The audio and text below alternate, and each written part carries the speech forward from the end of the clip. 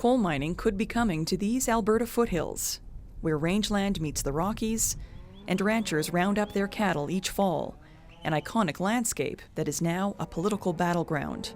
Should full-fledged coal development occur in this area and surface mining, we won't be here. Laura Lang and John Smith graze their cattle on the hardy native grasses that grow here in the Rocky Mountain foothills. As the province develops a new coal policy, they worry about what the future holds for this landscape and all the industries and communities that depend on it.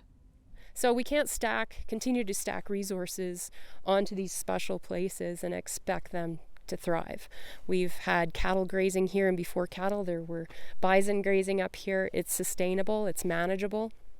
We care for the land, and we do that amongst other resource development right now, as well as recreation, tourism, the filming industry. There's a lot that happens up here. For the past 7 months, Ron Wallace has been talking to Albertans about what a new coal policy should look like. He's the head of a panel that will make recommendations to the provincial government next month. There are Albertans standing up saying, listen to us. And that's the thing that struck me the most, is that if you're going to make major decisions like this that are effectively at this Alberta crossroads, where there's no going back once you make some of these decisions, then you had better talk to people in advance. You cannot make these kinds of decisions in a vacuum. The Alberta government attempted to do just that last year.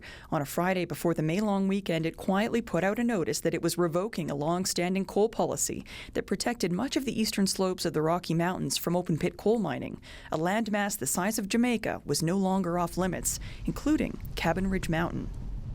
It's a historic landmark for ranchers in this area, named after a homestead that's been in the Blades family for a century. A touchstone for a way of life deeply connected to the foothills. They aren't making any more mountains, and there isn't very much of this kind of country left. They have a greater full time on this road, and they can't keep the road smooth. Mac and Renee Blades say they started seeing mining exploration activity as soon as the government rolled back the restrictions. Companies with newly issued permits put in roads and started drilling core samples, sizing up finds they describe as potentially world-class. It's the wrong thing to do, and people know that. They don't want the mountains destroyed, because you can never reclaim a mountain. And it's a source of a lot of water. If people only understood how the mountains hold the water and let it out slowly so the rivers run all year round, not just in the spring when the snow melts. The exploration companies drilling in the area are looking for the kind of coal used to make steel. It would be exported mostly to Asian markets. The Premier says coal is not going away, and Alberta could use the investment. Unless you're living in a mud hut, metaphorically speaking, if you are part of the modern economy, then you depend on steel. And steel depends on metallurgical coal. And that coal has to be developed from somewhere. But a broad coalition of conservationists, country artists, and Indigenous activists is fighting to make sure that somewhere is not the eastern slopes of the Rocky Mountains. They put so much political pressure on the government, it had to backtrack. The province reinstated the old coal policy earlier this year, putting the brakes on new exploration activity, at least for now. Atrim, one of the companies exploring in the area, says in a statement that a future policy should be balanced, embracing strong environmental regulation with the ability to create responsible resource development. It's all meant a frustrating kind of limbo for many in the Crow's Nest Pass. At a local coffee shop, there's no shortage of opinion on the prospect of reviving the industry. It's just so rooted in our history. I mean, we've got 120 years of mining history that everybody's dad or grandpa worked in the mine or still works in the mines in BC. I can't believe that they would do anything other than to say it's just not a good idea, not on the eastern slopes of the Rocky Mountains, because that's our water tower. What reasons young people got to stay here? I mean, you only could have so many tour guides. At an industrial park, welders rebuild coal mining equipment used across the border in BC. James Arbuckle is eager to expand his business. He says Crow's Nest Pass could use the much-needed jobs more mining activity would bring.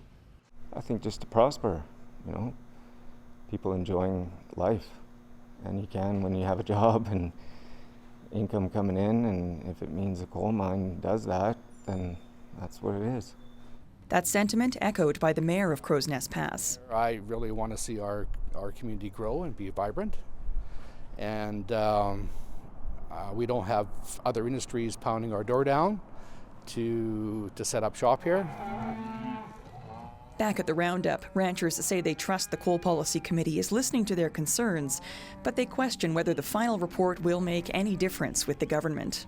Trust was broken pretty significantly throughout this whole process. So it's hard to trust the process at all.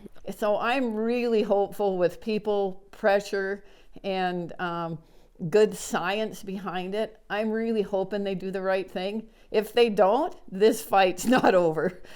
We won't let this die. I might die on this mountain fighting for it because